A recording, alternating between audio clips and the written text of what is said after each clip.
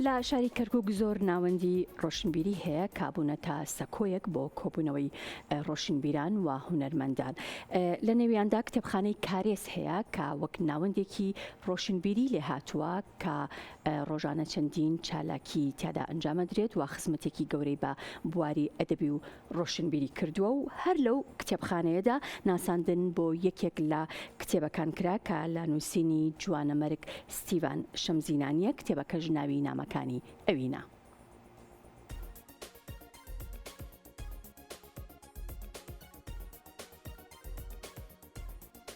لە شاری کەرکووک ناساندن بۆ کتێبی نامەکانی ئەوین کرا کە لە نووسینی نووسەری جوانەمەرگ ستیڤان شەمزینانیە.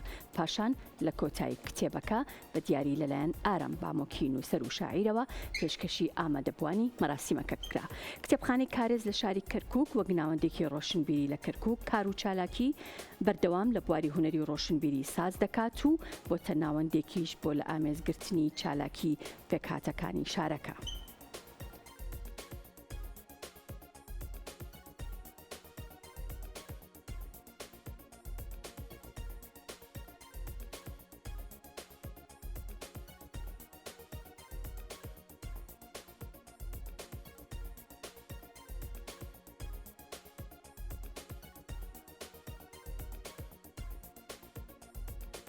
ئەمڕۆ لە شاری کەرکووکین بۆ ناساندن و خوێندنەوە بەخشینی کتێبێکی هاوڕێی خۆشەویستم ستیڤان شەمزێنی.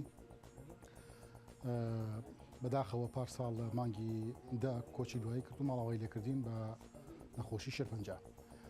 کتێبەکە بریتیە لە کتێبەکە ناوی نامەکانی ئەوینە، بریتیە لە 20 نامە نامی ئەوینداری، بەڵام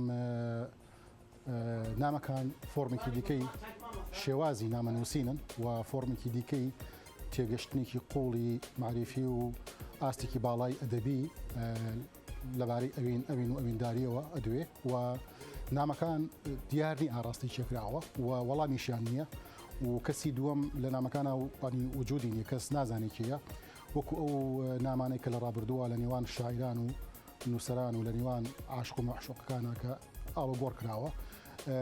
من شیکاریم بۆ هەر بیزنامەکە کردووە و ئەمەوێ بە خوێنەران بڵێم ئەم نامانە تێپەڕاندنی جۆرێکی تری ئەویندارین و تێپەڕاندنی ڕۆمانسیەتە و قسەکردن لەبارەی تێگەشتن لەبارەی چەمکی خۆشەویستی و ئەوینداری و ئەڤینەوە دوو و خاڵێکی ترەوەیە کە بە بڕوای من حاڵەتە ئەیفانەکەشی تێپەڕاندووە لەبەرەوەی کە ئەم مرۆڤە ئەم نووسەرە کەسێکی زۆر تێگەشتوو بووە و شارەزایەکی باشی لە دنیای فەلسەفە و سیاست و کایەک ڕۆشنبیرەکان هەبووە لە کوردستان و خاوەنی زیاد لە 25 کتێبی چاپکراوە. مای خۆشحاڵیە کە ئێستا کەرکووکیش تێکەڵ بە دۆخی کللتوری تەواوی باشووری کوردستان بووە. ئەمڕۆ بە خۆشحاڵی و میوانداری نووسەری دەکەین کە لە شیرین شاری هەڵەبجەوە بەرەو کەرکووک هاتووە. یادگارێکی زۆر مەزنی لەگەڵ خۆی هێناوە. ئێمە ناونیشانێکمان هەیە، نووسەرێکمان هەیە بە ناوی ستیڤان شەمزینی.